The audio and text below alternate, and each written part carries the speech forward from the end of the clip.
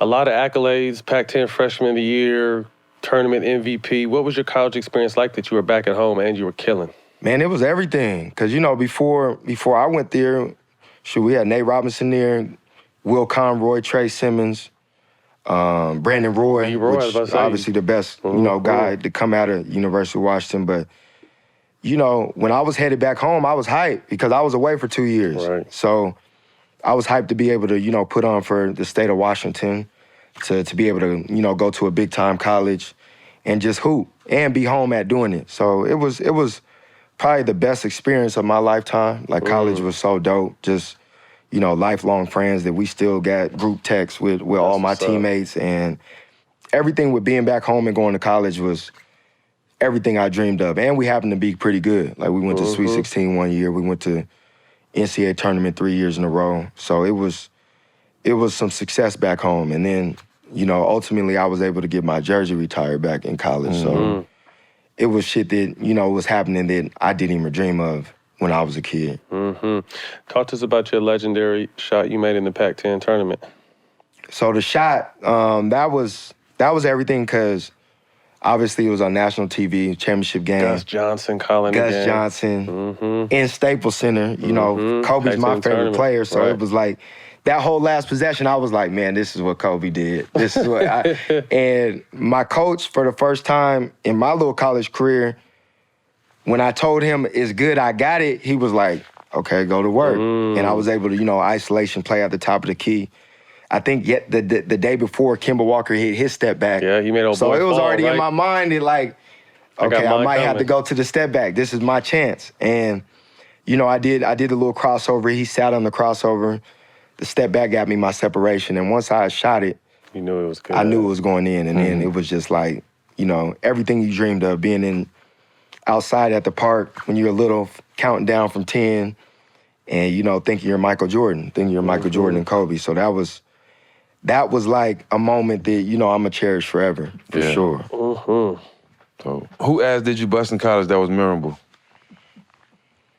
Man, college was tough. I didn't really cook nobody like I was doing in the NBA in college. Yeah. I didn't, college is a little, well, you didn't go to college, so college was, it's harder to score in college, I feel like, because it's just, there's no space. Yeah. There's no space, no defensive 3 seconds in the key. So obviously I was doing well, but I didn't really cook nobody that I can remember. Obviously the game-winning shot was probably my biggest moment. Yeah. And I had a pretty good game that game too, but it wasn't no game where it stood out where I was frying the next guard. Yeah. I'm not even gonna lie to you. I could have just. But you saved that for the biggest stage, though. Yeah. So the game winner was, I could say that was probably one of my best games for sure. So with all the accolades you acquired in college, you end up being the last pick of the draft that after you're done. What was that like? That was the longest day of my life. That was a tough day, just because obviously going into the draft, I knew I wasn't gonna be, like, I was projected to be early second round. Like, that was the highest. So I was like, okay, I'm solid with that. If I'm just given a realistic chance, I'll take it and run with it. I probably had like 20 workouts, that pre-draft. So I was chasing everybody. Like, I was just trying to just show everybody that I'm better than the next man. Who were some of the guys you were working on in the draft? Who was in that draft with you? Man, so Kyrie Irving was number one. Obviously, he wasn't about to go against nobody, but Brandon Knight, I went against him. I went against a few second-round guys that got picked ahead of me. Not to, I don't want to put no names out there. We ain't on that. But I destroyed dudes. I destroyed them. Man, I'm not even gonna sugarcoat it. I destroyed them, and that's why it was frustrating on draft night. Because I'm like, dang, what else do they want? Like, we went head-to-head. Guys is getting drafted before me. I've had better college careers than them. And it was just tough. But, at the end of the day, I was like, okay, if I'm drafted, that's all I ever asked for, was a chance. Right. Sacramento, which was my first workout in 2011, I forgot all about them. After the Lakers, they had 4 second-round picks. And I thought at least one of those picks was going to be me. And once they picked 2 guards with, I think, like the 52nd pick, 54th pick, my mind started to race like, dang, I'm probably not going to get drafted, because I forgot about Sac.